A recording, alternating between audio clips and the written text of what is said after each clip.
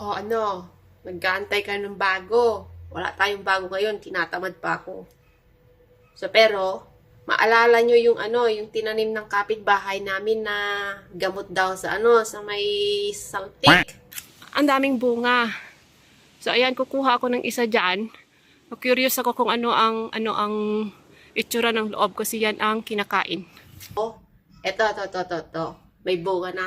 So na-curious ako, kinuha ko na yung bunga niya. Na-curious ako kung anong itsura. Ang lambot kasi niya, ang lambot.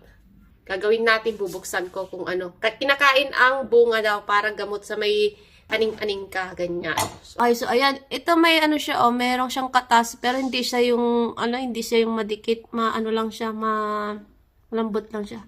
Sabi pala ng boss ko, daw, South African papaya. Try natin i-chop siya.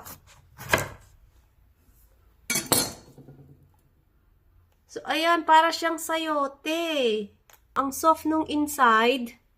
Tapos, para siyang, ayun, may seed nga siya. Ayan, oh. Ayan, meron siyang kakaiba. Para siyang, these are the seeds. Ayan. So, para siyang, ayan na, para siyang plastic ang kulay, ang tingkad. Tapos may mga ganyan-ganyan. Para siyang brush. Oh, brush. Brush. So, ganyan yung parang loob. Parang nga siyang papaya version. South African papaya. Ang lambot. So, ayan. Oh, ayan. Pero di ko alam paano kainin to. So, this is how it looks. There's a seeds.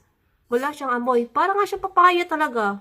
So, ayan. So, na-curious din kayo. Pero di ko kakainin kasi normal pa ako eh. Saka na lang pag natuluyan na talaga ako.